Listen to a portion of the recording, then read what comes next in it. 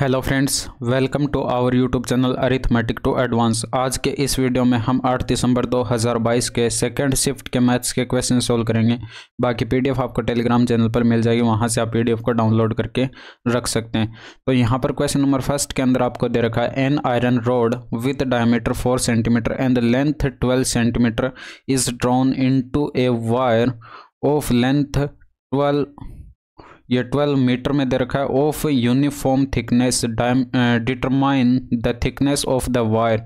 यानी कि यहाँ पर वायर की थिकनेस जो है वो आपको कैलकुलेट करके बतानी है, यानी कि व्यास जो है वो आपको यहाँ पर वायर का कैलकुलेट करके बताना है। तो यहाँ पर देखिए, ये रोड जो थी इसका यहाँ पर 4 सेंटीमीटर डायामीटर दे रखा था, तो त्रिज्या क्या हो जाएगी, यानी कि 4/2 हो जाएगी, यानी कि यहाँ पर 2 सेंटीमीटर की ये त्रिज्या हो जाएगी।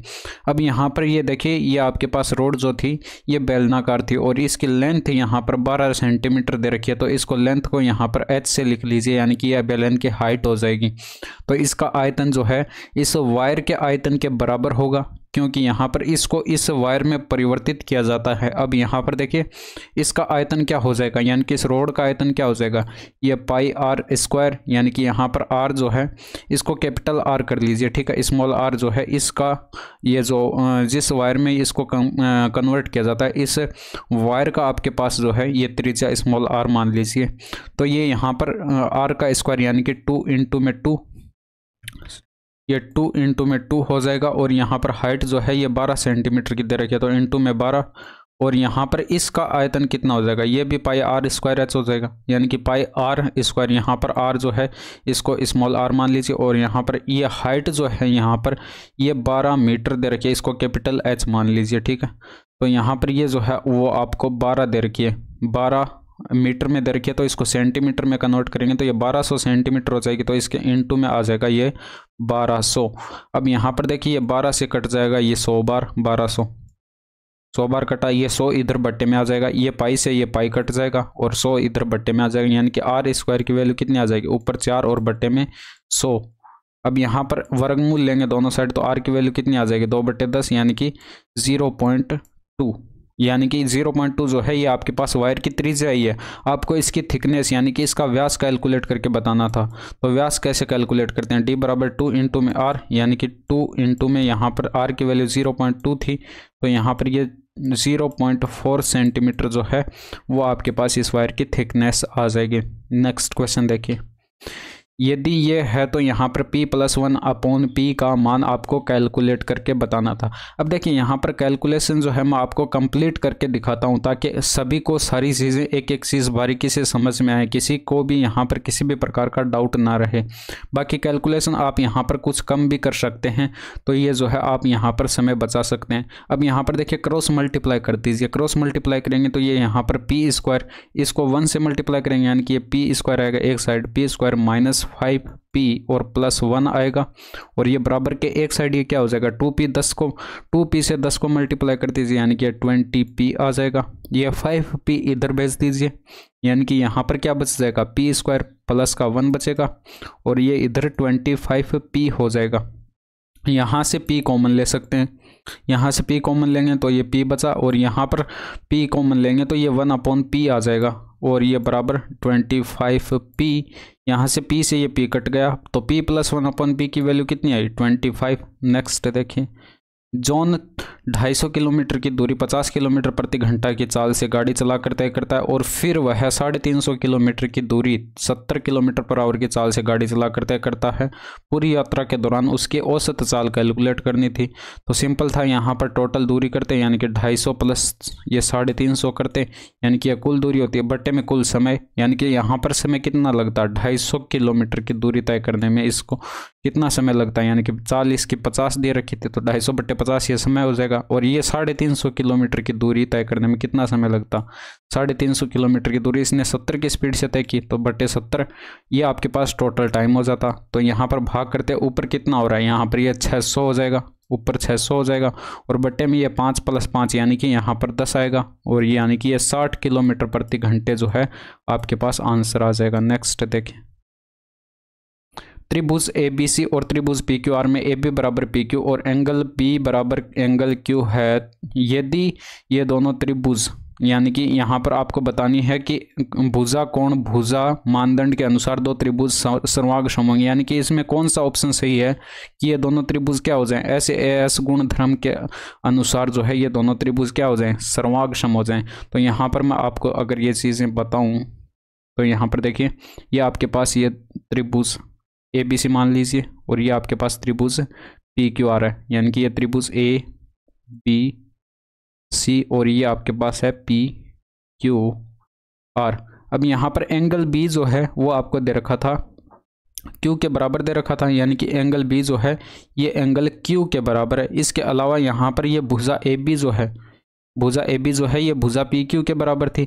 अब यहाँ पर जो है SAS गुण धर्म क्या कहता है कि दो भुजाएं आपस में बराबर होनी चाहिए, यानी कि दो भुजाएं बराबर में आपस होनी चाहिए, और उन दोनों भुजाओं के बीच का कोण जो है, यहाँ पर ये देखिए इन दोनों भुजाओं के बीच का कोण Q है, और ये दोनों भुजाएं एंगल जो है यहाँ पर, यानी कि इन दोनों भुजाओं के बीच का एंगल जो है B है। तो यानी कि अगर BC अगर बराबर हो जाए QR के, तो हम कह सकते हैं कि ये दोनों त्रिभुज SAS गुण धर्म द्वारा जो है क्या है, सर्वांगसम है। यानी कि SAS गुण धर्म द्वारा सर्वांगसम है, यानी कि BC बराबर जो है ये हमारे पास QR अगर आ जाए तो ये दोनों त्रिभुज क्या हो जाएंगे, सर्वांगसम हो जाएंगे। तो यानी कि BC बराबर QR जो है वो आपके पास करेक्ट आंसर होगा। नेक्स्ट देखिए, A और B ने अपने धन का 9:5 के अनुपात में एक व्यवसाय में निवेश किया। यदि कुल लाभ का 10% दान में चला जाता है और A का हिस्सा आपको ये दे रखा है, तो कुल लाभ कितना होगा ये कैलकुलेट करना था। यानी कि यहाँ से A और B का जो रेशियो आपको दे रखा है, यानी कि व्यवसाय में जो निवेश का रेशियो जो है वो 9:5 दे रखा है। अब प्रॉफिट का रेशियो भी इनका यही हो जाएगा, बट क्वेश्चन में ये क्या दे रखा था, यानी कि लाभ का 10% जो है दान में चला जाता है। 10% की फ्रैक्शन वैल्यू 1/10, यानी कि इन दोनों का 10% जो है दान में चला जाता है। तो अगर मैं इस A की बात करूं तो 9 का जो है ये 10% दान में चला जाता है, यानी कि 10 में से 1 यूनिट जो है दान में चला जाता है, तो 9/10 इसका शेष रहा। अब ये 9 ये आपके पास जो निकल कर आया है इसकी वैल्यू कितनी दे रखी है, यानी कि A का हिस्सा आपको ये दे रखा है, तो ये यहाँ पर कितना होता, 29,840 होता। इसको सॉल्व करते तो ऊपर 9 में 81 और ये बट्टे से 10 इधर पहुंचा दीजिए, यानी कि 29,000 ये आपके पास कितना हो जाता, 2,98,400 हो जाता। यानी कि 81 यूनिट की वैल्यू ये इतनी है, तो आपको कैलकुलेट करनी थी कि कुल लाभ कितना होगा। अब यहाँ पर देखिए 9, 5, 14, यानी कि कुल लाभ 14 यूनिट का होगा, और 81 यूनिट की वैल्यू ये है, तो 14 यूनिट की वैल्यू कितनी हो जाएगी, ये आपके पास हो जाएगी 2,98,400 और बट्टे कर दीजिए 81। बस ये आपके पास 14 यूनिट की वैल्यू आ जाएगी, यानी कि कुल लाभ आ जाएगा। 14 से इसको गुणा करते तो ये 14 4 56, हासिल आती 5, और 14 8 आपके पास होता है 112, और 5 117 का 7, हासिल आती आपके पास 11, और 14 निमा 126 और 11 हो जाता 137, हासिल आती 13। 14 दूनी 28 और 13 कितना हो जाता 41, और आगे 2 0 लगा देते हैं, यानी कि आपके पास इनका गुणनफल आ जाता, और इसको 81 से डिवाइड करना था। अब यहाँ पर 81 का मैं इसके अंदर भाग लगा कर दिखाता हूँ। अब देखिए यहाँ पर अप्रोक्सीमेशन से हम कर नहीं सकते, अगर इसको 80 के लगभग मान भी लें तो यानी कि आपके पास जो है यहाँ पर ये वैल्यू और ये वैल्यू जो है लगभग जो है बराबर दे रखें, तो हम इसमें जो है ये क्लियर नहीं कर सकते कि ऑप्शन कौन सा राइट होगा। तो हमें यहाँ पर प्रॉपर भाग ही करना होगा 81 का इसके अंदर, यानी कि ये आपके पास 41 77 और ये 600, इसके अंदर भाग देंगे इसका 81 का, तो ये आपके पास सीधा सीधा आपको दिखाई पड़ रहा है, यानी कि 5 बार चला जाएगा, यानी कि ये आपके पास 8 चौके 32 8 पंजे 40, यानी कि यहाँ पर ये 5 बार पूरा जा रहा है इसके अंदर, तो 805 ये 405 आएगा। शेषफल कितना बचेगा, 12 बचेगा, उतारेंगे 7। अब यहाँ पर 2 बार तो जाएगा नहीं, 1 बार पूरा चला जाएगा, यानी कि 81 आएगा, और यहाँ पर घटाएंगे तो ये 6 बचा, और यहाँ पर ये 4 बचा। अब उतारेंगे 6, यानी कि अब यहाँ पर आपको दिखाई दे रहा है कि यहाँ पर फिर से 5 बार जाएगा, यानी कि ये 405 आएगा, यानी कि 6 बार तो जाएगा नहीं, क्योंकि 6 बार ज़्यादा चला जाएगा, तो ये आपके पास 5 बार ही जाएगा। अब यहाँ पर ऑप्शन देखिए ये मैच हो रहा है, यहाँ पर 5 1 5, तो कंप्लीट डिवाइड करने की आवश्यकता नहीं है, इतना मैच हो रहा है, तो ऑप्शन नंबर फर्स्ट जो है वो आपके पास करेक्ट होगा, ये आपका रॉन्ग हो जाएगा। तो नेक्स्ट देखिए, त्रिभुज ABC और त्रिभुज DEF में एंगल A बराबर 55 डिग्री और AB बराबर DE और AC बराबर DF और एंगल E बराबर 85 डिग्री और एंगल F बराबर दे रखा है 40 डिग्री। तो कौन से गुण के अनुरूप जो है ये दोनों त्रिभुज जो है सर्वांगक्षम होंगे। देखिए यहाँ पर फिर से वही सर्वांगक्षमता से क्वेश्चन आ चुका है, यानी कि 2 क्वेश्चन यहाँ पर पड़े हैं सर्वांगक्षमता से। तो ये मान लीजिए आपके पास 2 त्रिभुज हैं, ठीक है। अब ये 2 त्रिभुज जब आपके पास हैं, इस त्रिभुज को मान लीजिए ये त्रिभुज आपके पास A, B और C है और ये त्रिभुज जो है DEF है। अब यहाँ पर जो आपको दे रखा है, यहाँ पर एंगल A जो है वो आपको 55 डिग्री दे रखा है, एंगल A जो दे रखा है वो 55 डिग्री दे रखा है। इसके अलावा ये AC भुजा जो है वो आपके पास, ये AB भुजा जो है वो आपके पास DE के बराबर दे रखी थी और AC भुजा जो है वो आपके पास यहाँ पर DF के बराबर दे रखी थी और एंगल E जो है ये आपको 85 डिग्री दे रखा था, 85 डिग्री, और एंगल F जो है ये आपको 40 डिग्री यानी कि 40 डिग्री दे रखा था। तो यहाँ पर ये कितना बच गया, यानी कि इन दोनों को ऐड कर लीजिए, आपके पास 125 डिग्री, 125 से 180 में से माइनस करेंगे तो ये 55 डिग्री बच गया। अब ये 55 डिग्री बच गया तो यहाँ पर आप देखेंगे कि एंगल A जो है वो भी बराबर है एंगल D के, और इसके अलावा यहाँ पर इस एंगल के दोनों ओर जो भुजाएं हैं वो भी आपस में क्या हैं, बराबर हैं। तो गुणधर्म कौन सा लगेगा, SAS गुणधर्म के अनुसार, SAS गुणधर्म के अनुसार जो है ये दोनों त्रिभुज क्या होंगे, सर्वांगक्षम होंगे। तो यहाँ पर ऑप्शन नंबर 3 जो है वो आपके पास करेक्ट होगा। नेक्स्ट देखिए, एक व्यक्ति रुपये 400 में क्रय किए हुए माल का आधा 5% के लाभ पर बेच देता है, उसे शेष माल को किस लाभ प्रतिशत पर बेचना चाहिए ताकि पूरे माल पर 25% का प्रॉफिट हो। तो यानी कि ये आधा जो है 5% पर बेच देता है और आधा माल जो है वो यहाँ पर मान लीजिए X% के प्रॉफिट पर बेच देता है। तो यहाँ पर जो है ओवरऑल जो है यहाँ पर इसको 25% का प्रॉफिट होता है, यानी कि 25% का प्रॉफिट होता है। तो यहाँ पर जो है एक वैल्यू देखिए, ऊपर एक वैल्यू बड़ी होती है और एक वैल्यू जो है वो छोटी होती है। तो यहाँ पर ये 5 जो है ये 25 से क्या छोटा है, तो ये x जो है 25 से बड़ा होगा। तो यहाँ पर एलिगेशन अगर लगाएंगे तो यहाँ पर ये 20 का डिफरेंस, यहाँ पर डिफरेंस करेंगे तो ये x में से घटाएंगे, x में से 25 घटाएंगे, ना कि 25 में से x। अब इन दोनों का रेशियो जो है वो आपके पास 1:1 होगा, क्योंकि यहाँ पर आपको कहा गया है कि आधा माल बेचा जाता है, यानी कि माल का आधा भाग 5% के प्रॉफिट पर और आधा जो बचा है वो आपके पास यहाँ पर X% के प्रॉफिट से बेचा जाता है। तो यहाँ पर 1:1 आएगा। अब यहाँ पर जो आपके पास निकल के आया, यानी कि ये जो आपके पास X-25 निकल कर आया, X-25 का 20 के साथ जो रेशियो है वो 1:1 है। अब यहाँ से क्रॉस मल्टीप्लाई कर देते हैं, यानी कि X-25 इक्वल टू 20, X बराबर कितना आ जाता है 45, यानी कि 45% जो है वो आपके पास करेक्ट आंसर होगा। नेक्स्ट देखिए, एक कारखाने में अजय और विजय हीरे काटने के लिए एक मशीन पर काम करते हैं, लेकिन बारी बारी से घंटे के आधार पर अजय पहले घंटे के लिए काम करता है और फिर विजय दूसरे घंटे के लिए काम करता है और इसी तरह आगे काम करते हैं। अजय काम को 6 घंटे में पूरा कर सकता है। आपको दिया गया है कि अजय जो है काम को 6 घंटे में पूरा कर सकता है, जबकि विजय जो है वो काम को 16 घंटे में पूरा कर सकता है। और यहाँ पर आपके पास आ जाएगा ये, अगर वे अलग अलग काम करते हैं, यदि वे बारी बारी आधार पर मशीन का उपयोग कर रहे हैं तो वे कार्य कितने दिनों में पूरा कर सकते हैं, यानी कि कितने समय में जो है कार्य पूरा हो जाएगा। तो यहाँ पर इनका एलसीएम कितना आ जाएगा, ये यहाँ पर आ जाएगा 48, एलसीएम 48। तो ये 8 से 48 यानी कि 8 यूनिट्स की क्षमता और 16 3 48 यानी कि 3 यूनिट्स की क्षमता। तो यहाँ पर आपके पास ये आपके पास इनकी क्षमताएं आ चुकी हैं। तो यहाँ पर टोटल वर्क क्या हो जाएगा, ये 48 यूनिट का हो जाएगा। अब क्वेश्चन में बोला गया कि वे बारी बारी काम करते हैं, तो अजय पहले घंटे के लिए काम करता है, यानी कि यहाँ पर क्वेश्चन में बोला गया कि अजय पहले घंटे के लिए काम करता है और फिर विजय करता है। तो ऐसे जो है ये सीक्वेंस चलता जाएगा आगे भी। और यहाँ पर देखिए 2 घंटे के अंदर कितने यूनिट का काम हो रहा है, अजय जो है ये 8 यूनिट का काम करता है 1 घंटे में और यहाँ पर ये 3 यूनिट का काम करता है 1 घंटे में। ओवरऑल देखा जाए तो 2 घंटे के अंदर कितने यूनिट का काम हो रहा है, 8 3 11 यूनिट का काम हो रहा है। हमें 48 यूनिट का काम कराना है, तो ये 5 से तो गुणा कराएंगे तो ये ज़्यादा चला जाएगा, तो 4 से गुणा कर दीजिए 44 होगा, इसको भी 4 से गुणा कर दीजिए, यानी कि आपके पास 8 घंटे के अंदर जो है ये 44 यूनिट का काम हो जाएगा। 8 घंटे के अंदर ये 44 यूनिट का काम हो जाएगा। अब शेष काम कितना बचा है, यानी कि शेष काम कितना बचा है 48 घंटे में से, ये 48 में से ये 44 यूनिट का काम हो चुका है, 4 यूनिट का शेष काम बचा है। अब 4 यूनिट का काम करेगा कौन? अब देखिए यहाँ पर एंड में जो है ये विजय काम कर रहा है, तो ये आपके पास जो है विजय और ये था अजय, यानी कि ये अजय जो है इसकी बारी अब आएगी। अजय जो है यहाँ पर 8 यूनिट का काम 1 घंटे में करता है, इसको मिला कितना?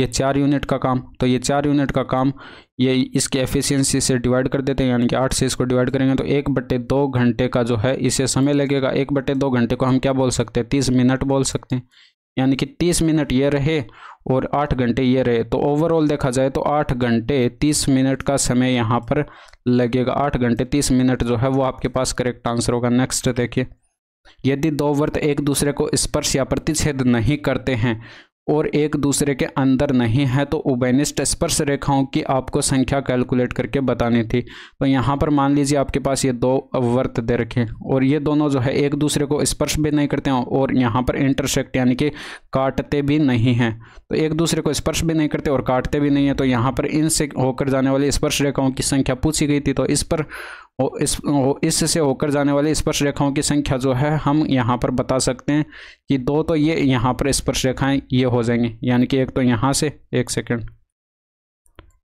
इसको स्पर्श करा देना यहाँ पर, तो एक तो आपके पास यहाँ पर 2 तो ये स्पर्श रेखाएं हो जाएंगी और इसके अलावा भी 2 स्पर्श रेखाएं और खींची जा सकती हैं, यानी कि एक यहाँ से होकर ये वाली स्पर्श रेखा यहाँ से खींची जा सकती है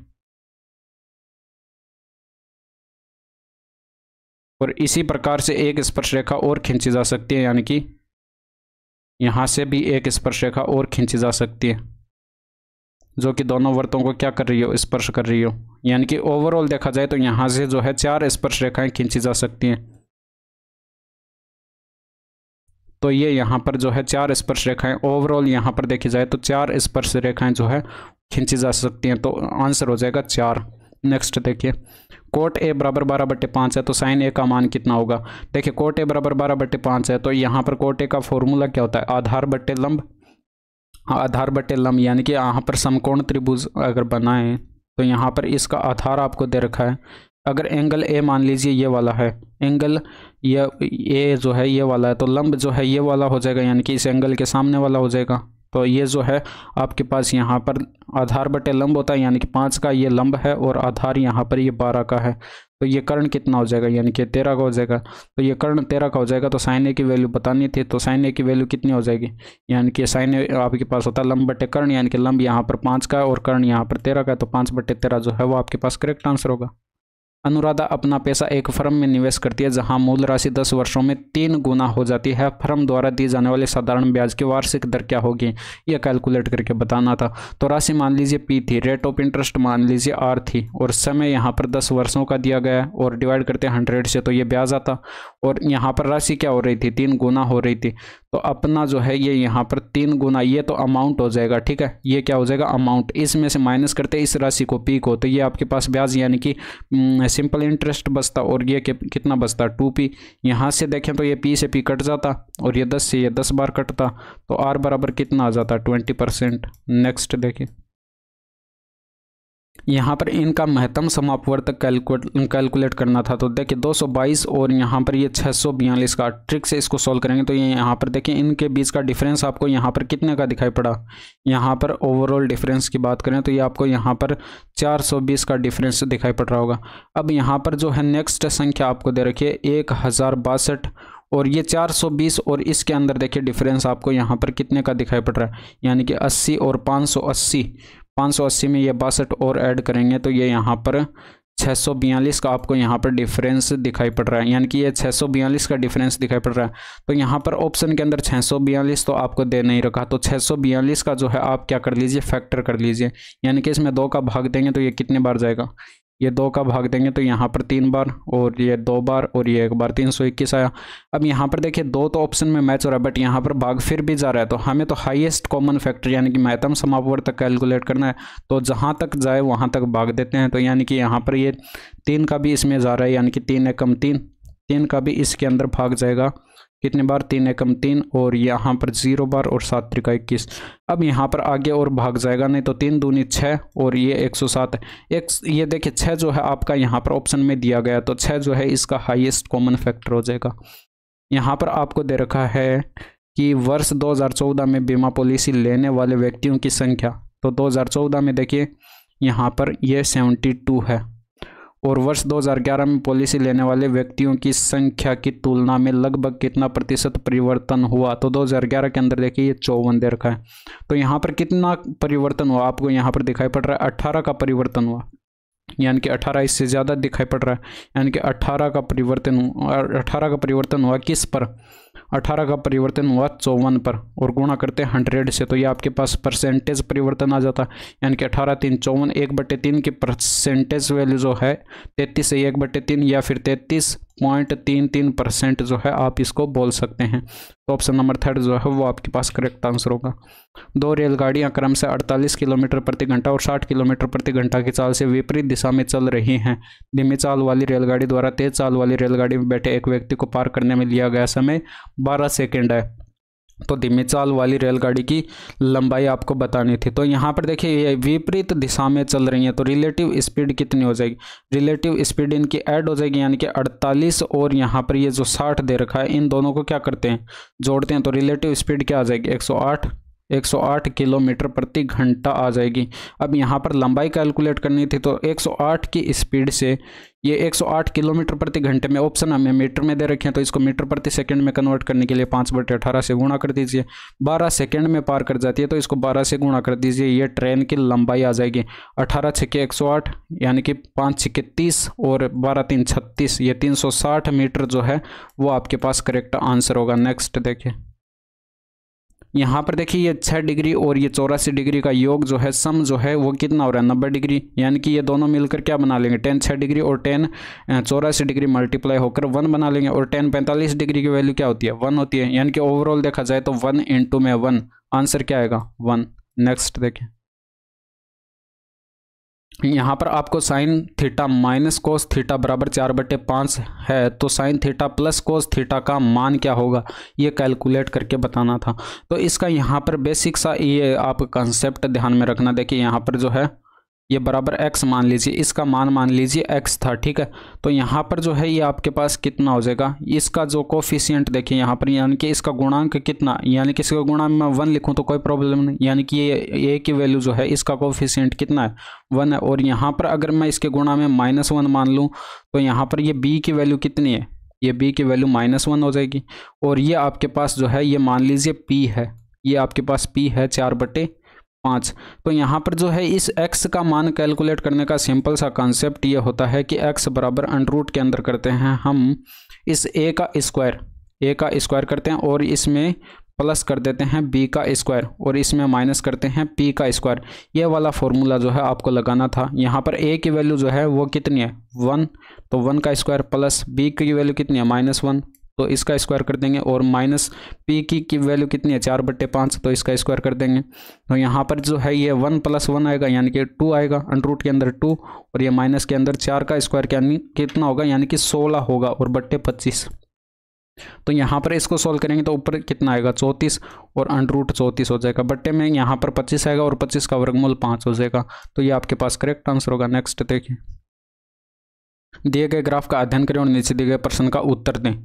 तो यहाँ पर जो आपको दरकच है, अलग अलग संस्थानों से एक परीक्षा में उपस्थित उम्मीदवारों और उत्तीर्ण उम्मीदवारों की संख्या आपको दिखाई दे रखी है। तो उत्तीर्ण जो है वो आपको ऑरेंज कलर से, और उपस्थित उम्मीदवार जो है वो ब्लू कलर से। C और D संस्थानों से मिलाकर उत्तीर्ण होने वाले उम्मीदवारों की संख्या B और E संस्थानों से मिलाकर परीक्षा में उपस्थित उम्मीदवारों की संख्या का लगभग कितना प्रतिशत है, यह कैलकुलेट करना था। तो C और D का देखिए, ये रहा C और ये D, इसमें यहाँ पर उत्तीर्ण होने वाले देखने, यानी कि ऑरेंज कलर वाला देखना है। तो यहाँ पर C के अंदर 8 है, और इसके अंदर D के अंदर 26 है। ओवरऑल यहाँ पर देखा जाए तो ये कितने हुए, 34 हुए।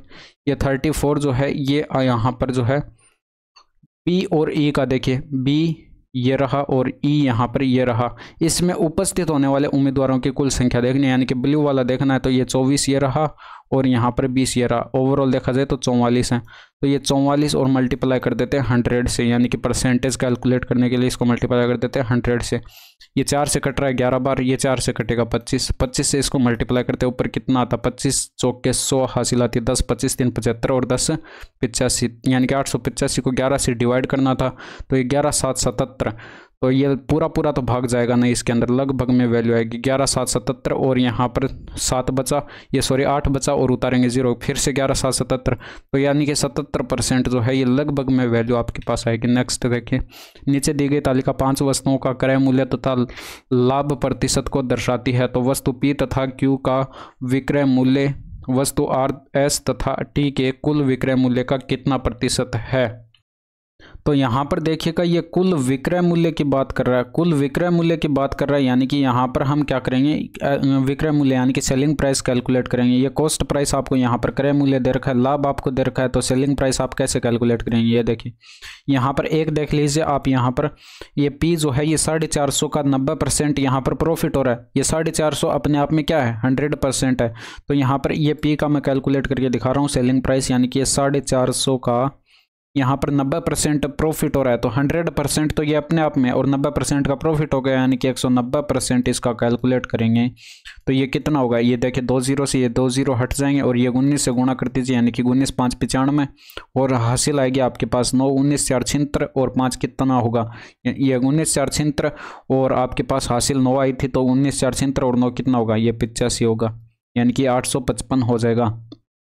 तो ये 855 जो है इसका सेलिंग प्राइस आ जाएगा P का। इसी तरह से हम इनका भी कैलकुलेट करेंगे, इसी तरह से इनका यहाँ पर सेलिंग प्राइस कैलकुलेट करेंगे। तो ये 100% का प्रॉफिट हो रहा है, यानी कि 200%।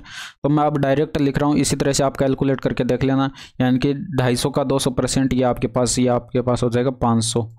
और यहाँ पर इसका 160% कैलकुलेट करना था, यानी कि 16 6 96 960 हो जाएगा, 16 6 96 960 हो जाएगा। और यहाँ पर इसका 170% कैलकुलेट करना था, तो यानी कि 17 3 51 का 1 आएगा, हासिल आएगी आपके पास 5 और 17 7 119 और 5 हो जाएगा 119 और 5 हो जाएगा 124।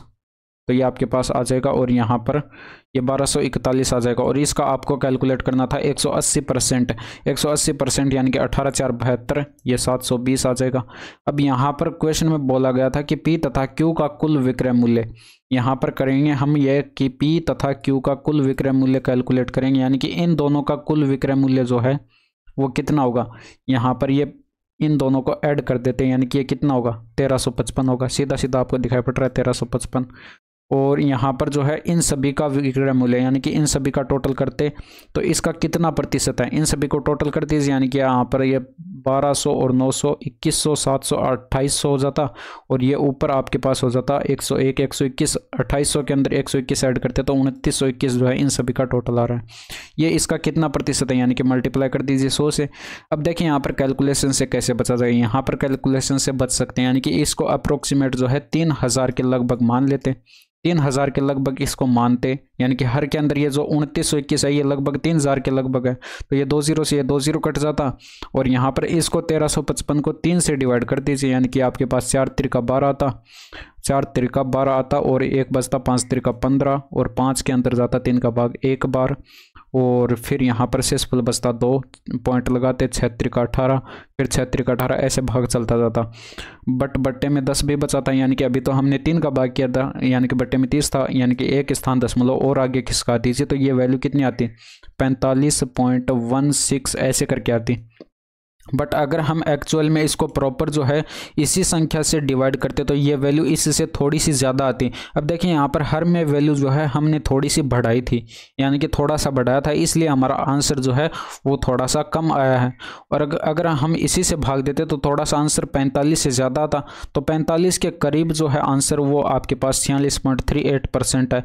तो ये लगभग जो है यहाँ पर पूरा इसके अंदर इसका भाग देते तो ये लगभग में वैल्यू कितनी आती, ये 46.38% जो है वो आपके पास आती। नेक्स्ट देखिए, नीचे दी गई तालिका 6 विभिन्न स्कूलों में 2 खेलों में भाग लेने वाले खिलाड़ियों की संख्या को दर्शाती है। स्कूल डी तथा ई से एल में भाग लेने वाले खिलाड़ियों की संख्या, डी तथा ई से एल में भाग लेने वाले खिलाड़ियों की संख्या यह कितनी होगी, यानी कि यहाँ से इनको ऐड करें तो ये 150 होगी, 150 हो गई।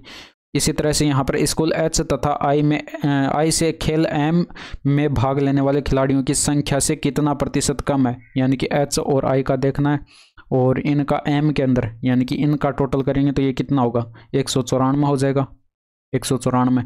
अब ये जो है इससे कितना प्रतिशत कम है, यानी कि ये जो है आपको यहाँ पर दिखाई पड़ रहा है कितने की कमी है, यानी कि 44 की कमी है। 44 की कमी है कितने पर, 194 पर है। तो 194 से इसको डिवाइड करते गुणा करते थे 100 से, तो यहाँ पर जो है ये आपके पास परसेंटेज कमी आ जाती, यानी कि यहाँ से अगर इसको 4 से डिवाइड करते, सॉरी यहाँ पर ये 2 से डिवाइड करती थी, यानी कि ये 9 दूनी 18, 9 दूनी 18 और 7 दूनी 14, ये 97 आ जाता, और इसको 2 से डिवाइड करते ये 22 आ जाता। अब यहाँ पर भी हम क्या करेंगे, ये लगभग जो बट्टे में 97 आपको दिखाई पड़ रहा है, इसको लगभग मैं अगर 100 के लगभग मान लूँ तो ये 100 से 100 कट जाता, तो ये लगभग जो है आंसर कितना आता, 22% के लगभग आता। बट हमने वैल्यू क्या करी थी, बट्टे में बढ़ाई थी, इसलिए आंसर हमारा थोड़ा सा कम आया। अगर हम 97 से इसको भाग करते तो यहाँ पर वैल्यू जो आती है हमारे पास लगभग जो है 22 से हल्की सी ज़्यादा आती, तो 22 के करीब आपको यहाँ पर ये ऑप्शन दिखाई पड़ रहा है, 22.68% जो है वो आपके पास करेक्ट आंसर होता। नेक्स्ट देखिए, एक दुकानदार ने एक कुर्सी का अंकित मूल्य एक निश्चित राशि पर रखा, यदि दुकानदार 15% छूट देता है और उसे 1445 पर बेचता है तो अंकित मूल्य कितना था ये बताना था, यानी कि मार्क प्राइस पर 15% की छूट, यानी कि 85% इसका सेलिंग प्राइस रहा होगा, और ये आपको दे रखा है 1445। तो इसको 5 यहाँ पर देखिए 17 से कट रहा है, यानी कि 17 पंजे 85 और ये 17 8 136, 17 8 136 शेषफल बचा 8 और उतारेंगे 5, 17 पंजे 85, ये सॉरी 17 पंजे 85। तो यहाँ पर ये 5 से फिर कट रहा है, यानी कि 17 बार कट रहा है, तो मार्क प्राइस कितना आ रहा है, यानी कि 17 इंटू में 100, यानी कि 1700 आपके पास ये मार्क प्राइस आ रहा है। तो ये आपके पास आंसर ऑप्शन नंबर फर्स्ट हो जाएगा। नेक्स्ट देखें, यदि tan अल्फा प्लस बीटा बराबर √3 ये आपको दे रखा है और tan अल्फा माइनस बीटा बराबर 1 दे रखा है, तो यहाँ पर अगर ये न्यून कोण है तो यहाँ पर tan 6 अल्फा का मान आपको कैलकुलेट करके बताना था। तो एक चीज़ यहाँ पर देखिए, ये √3 tan का मान कितने डिग्री पर होता है, √3 60 डिग्री पर होता है, यानी कि अल्फा प्लस बीटा की वैल्यू 60 डिग्री होनी चाहिए। और इसी तरह से 1 कितने डिग्री पर होता है tan के अंदर, यानी कि 1 45 डिग्री पर होता है, यानी कि अल्फा माइनस बीटा की वैल्यू 45 डिग्री होनी चाहिए। तो अल्फा प्लस बीटा की वैल्यू अगर 60 डिग्री है और अल्फा माइनस बीटा की वैल्यू अगर 45 डिग्री है, तो दोनों इक्वेशन से हम क्या कर लेते हैं, अल्फा की वैल्यू कैलकुलेट कर लेते, क्योंकि यहाँ पर हमें अल्फा की वैल्यू चाहिए। तो अगर ऐड करते तो यहाँ पर ये 2 अल्फा इक्वल टू 105 डिग्री आता, यानी कि अल्फा बराबर कितना आ जाता, 105 डिग्री बटे 2। अब यहाँ पर ये अल्फा की वैल्यू हमें पुट करनी थी, यानी कि बराबर 10 ये 6 अल्फा, यानी कि 6 इंटू में 105 बटे 2, 2 से कटता 3 बार, यानी कि ये कितना आता 10, 3 से इसको गुणा कर देते हैं, यानी कि ये 315 आ जाता। 315 डिग्री को हम क्या लिख सकते हैं, 10 360 डिग्री माइनस 45 डिग्री लिख सकते हैं, यानी कि घटाएंगे तो ये 315 डिग्री बचेगा, इसको ऐसे लिख सकते हैं। अब यहाँ पर आपको ये पता होगा कि चौथे क्वाड्रेंट में tan जो होता है ये माइनस में होता है, यानी कि ये माइनस के अंदर होता है tan, ठीक है।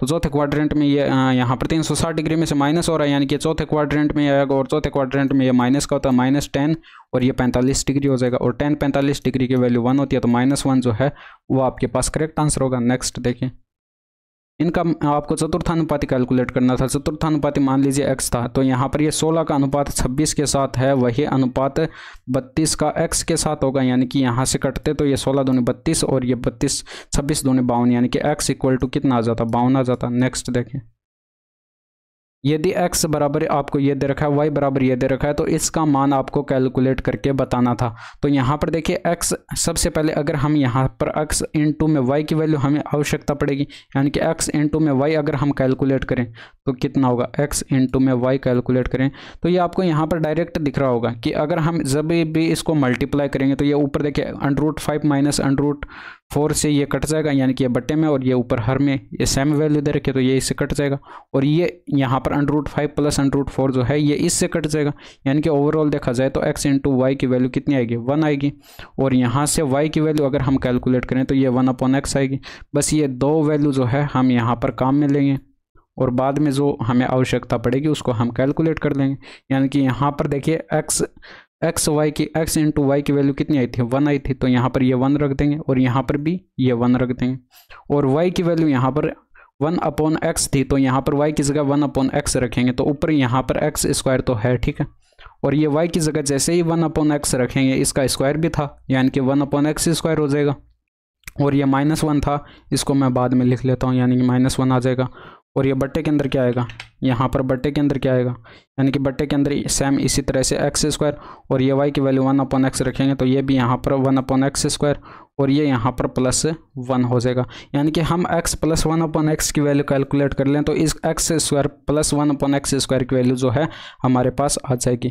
तो यहाँ पर x + 1/x कैसे कैलकुलेट करेंगे, देखिए मैं x + 1/x की वैल्यू यहाँ पर कैलकुलेट करके दिखाऊँ तो x + 1/x अगर हम करेंगे, देखिए 1/x क्या था, y था, और y की वैल्यू हमारे पास ये थी, यानी कि दोनों को ऐड करना है। अब √5 - √4 अपॉन √5 + √4। अब देखिए एक एक चीज़ मैं आपको यहाँ पर करके दिखा रहा हूँ, बाकी डायरेक्ट आपको पता चल जाएगा। यहाँ पर अगर ऐसे प्रैक्टिस आपने काफ़ी बार करी है तो आपको यहाँ पर डायरेक्ट दिख रहा होगा कि x + 1/x से कितना आएगा। तो कैलकुलेशन आप यहाँ पर बचा सकते हैं। तो कैलकुलेशन आप पर डिपेंड करता है यहाँ पर कि आप कितने फास्ट करते हैं। बाकी मैं यहाँ पर आपको कंप्लीट करके दिखाऊंगा। तो यहाँ पर ये आपके पास आता, और यहाँ पर एलसीएम लेते तो यहाँ पर बटे वाले जो है आपस में मल्टीप्लाई हो जाते हैं, √5 + √4, और इनटू में कितना आता, √5 - √4, और ऊपर यहाँ पर ये क्रॉस मल्टीप्लाई करते तो √5 - √4 का होल स्क्वायर करते, और ये प्लस के अंदर √5 + √4 का क्या करते हैं, होल स्क्वायर करते हैं। यानी कि यहाँ से अगर इसको सोल्व करते हैं तो बट्टे के अंदर देखिए a + b a - b का फॉर्मूला लग रहा है। यहाँ पर √5 का स्क्वायर करते हैं तो ये 5 आता, a स्क्वायर माइनस करते b स्क्वायर, यानी कि √4 का स्क्वायर करते तो ये 4 आता। अब ऊपर a - b का होल स्क्वायर और a + b का होल स्क्वायर का फॉर्मूला लग रहा है, यानी कि ये प्लस हो रहा है तो फॉर्मूला हम जानते हैं कि 2 × में a स्क्वायर होता है, 2 × में कितना हो जाएगा, a का स्क्वायर 5, और ये यहाँ पर कितना हो जाएगा प्लस, यानी कि प्लस b का स्क्वायर यहाँ पर कितना हो रहा है, प्लस b का स्क्वायर यहाँ पर ये यानी कि √4 का स्क्वायर 4, तो ये 9 दूनी 18 हो जाएगा ऊपर, और बट्टे में 1 आ जाएगा। यानी कि ओवरऑल देखा जाए तो यहाँ पर वैल्यू कितनी आएगी, 18 आएगी। x + 1/x की वैल्यू 18 है, तो यहाँ पर x स्क्वायर + 1/x स्क्वायर की वैल्यू जो है वो हम कैलकुलेट कर सकते हैं। यानी कि x स्क्वायर + 1/x स्क्वायर कितना होगा, देखिए x स्क्वायर + 1/x स्क्वायर जो है वो कितना होगा, 18 का स्क्वायर करते हैं और -2 कर देते हैं, 324 में से 2 माइनस करेंगे 322 आ जाएगा। तो यहाँ पर ये वैल्यू पुट करनी थी आपको, यानी कि अगर 322 यहाँ पर रखेंगे x स्क्वायर + 1/x स्क्वायर की वैल्यू तो ये -1, और ये बट्टे में 322 + 1 यानी कि 321 बट्टे 323 जो है, 323 जो है वो आपके पास करेक्ट आंसर आ जाता, 323 जो है वो आपके पास करेक्ट आंसर आता। नेक्स्ट देखिए y = 1 + √3 + √4 दे रखा है, तो इसका मान आपको कैलकुलेट करना था।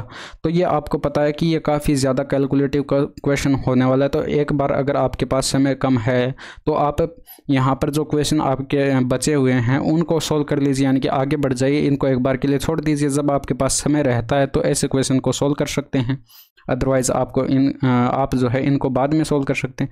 यहाँ पर देखिए यहाँ पर √4 का मान कितना होगा, 2 होगा, और √4 का मान 2 होगा, तो यानी कि y का मान यहाँ से कितना आ जाएगा, y बराबर ये 3 प्लस का √3 आएगा।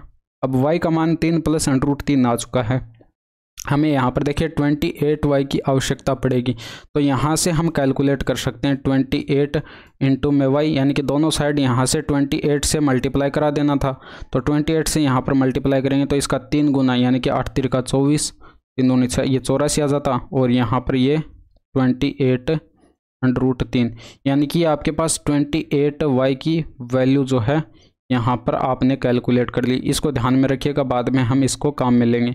इसी तरह से यहाँ पर ये जो y = 3 + √3 आया है, इससे यहाँ पर y स्क्वायर की वैल्यू कैलकुलेट कर सकते हैं, और उसको -6 से मल्टीप्लाई कर देंगे तो इसकी वैल्यू आ जाएगी।